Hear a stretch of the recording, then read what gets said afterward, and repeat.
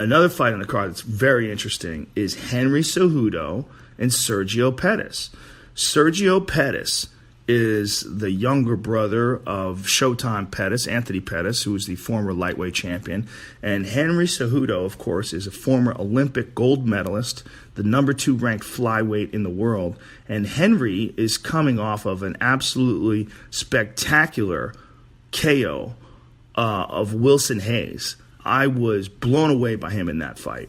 In that fight, he looked like some sort of a karate master. I mean, it was a very, very interesting fight. Before that, he lost to Benavidez, and Benavidez is, of course, one of the most experienced, one of the best guys in the division. And he lost a very, very close fight, a fight where I've talked to his coaches afterwards, and they were really pissed off by the decision. They thought Cejudo could have gotten the nod, but he rebounded versus Wilson Hayes and looked like a completely different fighter. The thing that excites me about this fight is 2 things. One, the potential of Sergio Pettis.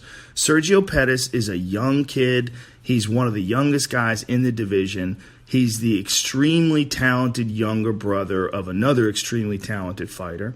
So he's had martial arts in his life, most of the time growing up. He's 24 years old now. He trains under the great Duke Roufus, who in my opinion is one of the very best guys in the division. In terms of his ability to coach fighters, he's fucking fantastic. Not the division. I mean, I should say in the sport.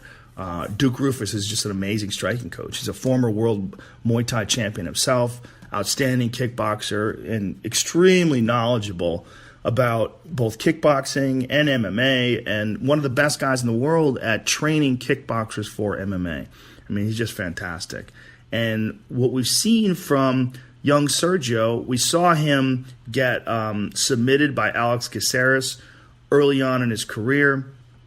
And Alex is just slicker and caught him on the ground. And then we saw him lose again to Ryan Benoit.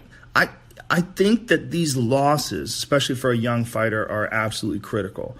I think you find out what you're really made of, and you see what you need to improve upon. And in fighting tough guys early on, like Alex Caceres, like Ryan Benoit, I mean, and we're talking about 2 years ago, he fought Benoit. He was 21 years old then, or 22 years old. He's 24 now. So he's a really young kid, still learning, still growing on the job, and has looked fantastic in his last few fights. Looked really good against John Moraga, and looked even better against Brandon Moreno in his last fight, which was a 5-round unanimous decision victory. So this, in my opinion, is going to be the toughest fight of his career, because Henry Cejudo just has that Olympic gold medal winner mindset. The mindset of a guy like Cejudo, I mean, this guy is focused on being a champion 24 hours a day. And if you look at the way he fought against Wilson Hayes, I mean, if that's indicative of the kind of improvement that this guy can make. And Kieran Fitzgibbons, who is another fucking phenomenal Muay Thai coach, he told me that this kid is just a sponge and just can learn so fast at a ridiculous rate. And I think you're looking at athletic prowess in Henry Cejudo, but I think maybe perhaps more important than that, you're looking at his mind. His mind is just ultra sharp and focused and determined, and he's just got that championship mindset. I mean, that's why he is an Olympic gold medalist in wrestling. So he's got unparalleled wrestling skill in the division. And then on top of that, if you look at the Wilson Hayes fight, you look at radical improvements in his striking and movement.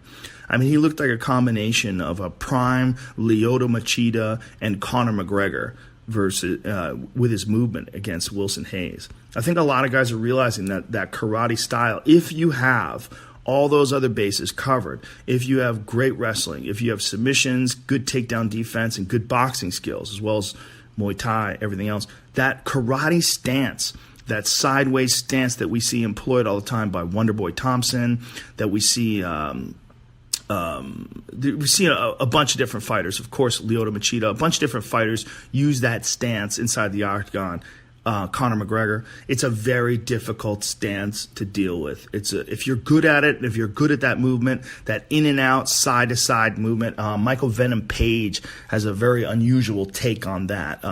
Fighting in Bellator, he likes to fight like that too.